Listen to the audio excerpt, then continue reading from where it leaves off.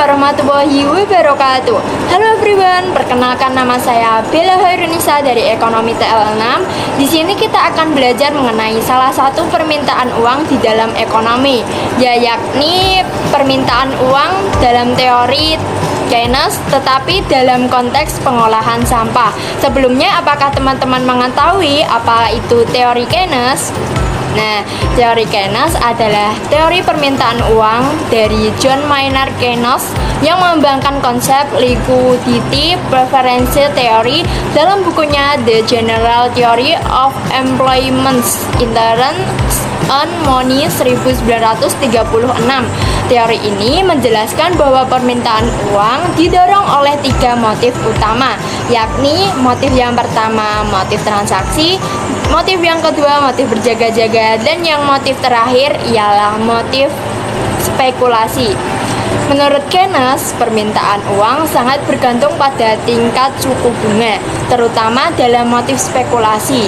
Jika suku bunga turun terlalu rendah, masyarakat lebih memilih menyimpan uang tunai daripada berinvestasi, yang bisa menyebabkan stagnasi ekonomi.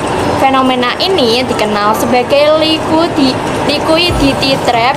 Teori Keynes ini menjadi dasar bagi banyak kebijakan moneter modern, terutama yang berkaitan dengan pengendalian suku bunga oleh bank sentral untuk mengatur permintaan uang dan stabilitas ekonomi.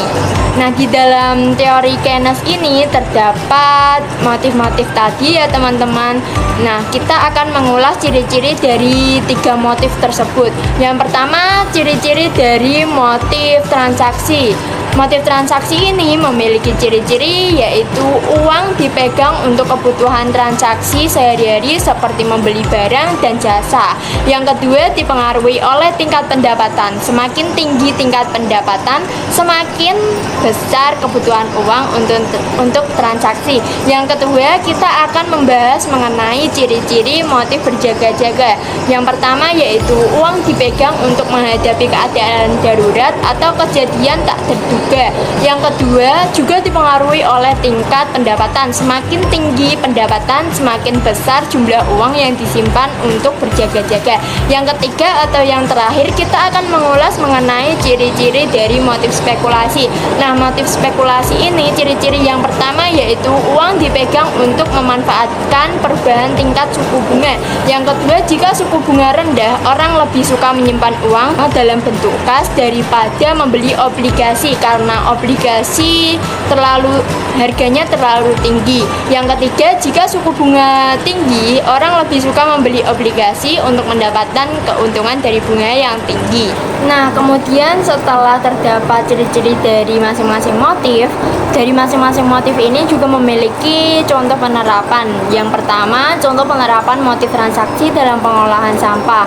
Nomor 1, pembelian peralatan dan bahan baku. Lembaga atau perubahan yang terlibat dalam pengolahan sampah memerlukan uang untuk membeli peralatan seperti truk sampah, membeli mesin pemilah sampah, dan alat pelindung kerja bagi pekerja.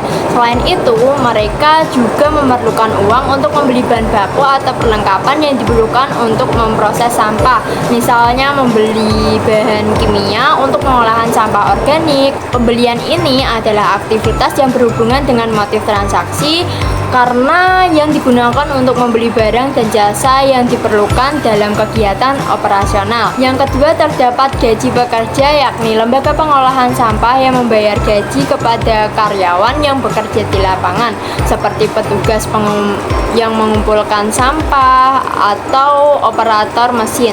Uang yang dibayarkan kepada pekerja ini merupakan pengeluaran yang terkait dengan motif transaksi. Kenapa? Karena uang ini digunakan untuk mengganti tenaga kerja yang digunakan dalam kegiatan pengolahan sampah. Nah, dalam konteks ini, permintaan uang untuk motif transaksi timbul karena lembaga pengelola sampah membutuhkan uang untuk melakukan transaksi yang berhubungan dengan operasional pengolahan sampah seperti membeli bahan baku, membayar gaji pekerja, dan membayar layanan pengangkutan atau pembuangan. Aktivitas ini sesuai dengan teori Keynes yang menyatakan bahwa permintaan uang untuk motif transaksi meningkat seiring dengan kegiatan ekonomi yang semakin berkembang atau memerlukan banyak transaksi.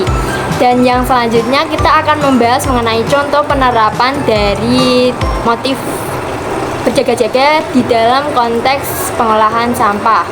Contoh penerapan motif berjaga-jaga dalam pengolahan sampah yang pertama yakni pemeliharaan dan perbaikan peralatan. Lembaga pengelola sampah harus memiliki dana cadangan untuk memperbaiki atau mengganti peralatan yang rusak seperti mesin pemilah sampah, truk sampah. Nah, semisal nih kita mendapati truk sampah kita tiba-tiba rusak mendadak ataupun tiba-tiba mati. Nah, kita di situ harus segera melakukan perbaikan agar operasional pengelolaan sampah tidak terganggu. Uang yang disisihkan untuk situasi seperti ini adalah contoh permintaan uang untuk motif berjaga-jaga. Yang kedua, biaya tak terduga. Ada kemungkinan bahwa lembaga pengolahan sampah menghadapi biaya tak terduga. Misalnya, biaya yang lebih tinggi dari perkiraan untuk pengelolaan sampah akibat cuaca buruk yang mempengaruhi volume sampah atau meningkatnya biaya bahan bakar untuk pengangkutan sampah. Sopir truk sampah mengatakan penyebab antrian ini lantaran salah satu alat penanganan sampah di TPA Regional Sarbagita Suwung rusak. Kondisi ini terjadi sudah lebih dari 1 bulan. Mereka pun berharap agar alat penanganan sampah dapat segera berfungsi kembali, sehingga proses pengangkutan sampah dapat kembali normal. Dalam konteks ini, permintaan uang untuk motif jaga-jaga muncul karena lembaga pengolahan sampah perlu mempersiapkan dana cadangan yang dapat digunakan untuk menghadapi kejadian-kejadian yang tidak terduga atau kejadian darurat. Ketidakpastian terkait biaya atau kejadian yang tidak dapat diprediksi seperti kerusakan peralatan atau bencana alam mendorong lembaga tersebut untuk menyimpan uang agar bisa mengatasi masalah yang muncul tanpa mengganggu kelancaran operasional. Selanjutnya kita akan membahas mengenai contoh penerapan dari motif spekulasi dalam pengolahan sampah. Yang selanjutnya contoh penerapan motif spekulasi dalam konteks pengolahan sampah. Yang pertama yaitu investasi pada teknologi pengolahan sampah yang inovatif.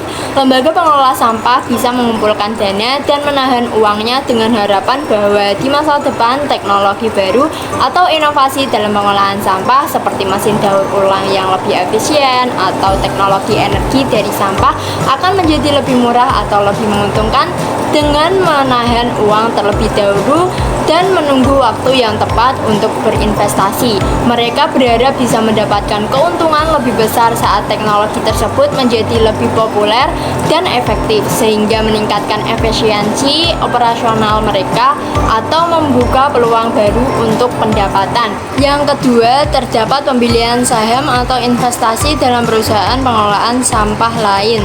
Jika lembaga pengelola sampah memiliki dana yang cukup, mereka bisa menyimpan uang dan berinvestasi dalam saham atau perusahaan lain yang bergerak dalam industri yang sama.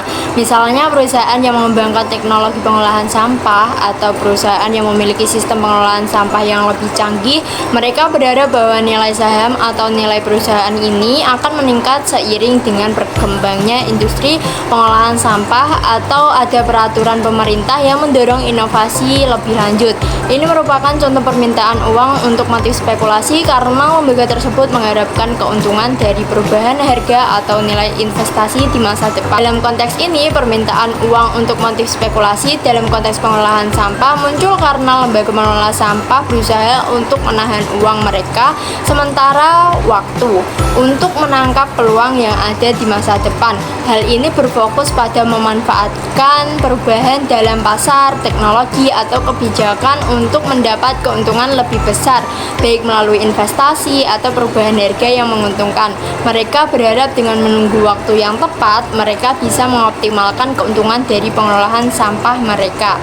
Nah, gimana nih teman-teman tadi setelah melihat penjelasan mengenai teori Keynes dalam konteks pengelolaan sampah? Apakah teman-teman terhibur? Nah, itulah teman-teman pemaparan dari saya mengenai teori Keynes dalam konteks pengelolaan sampah. Semoga ilmu yang saya sampaikan bermanfaat bagi kita semua. Dan maaf jikalau terdapat salah kata maupun salah bahasa di dalam pengucapan. Saya Bella Hurnisa pamit undur diri. Wassalamualaikum warahmatullahi wabarakatuh. Dadah.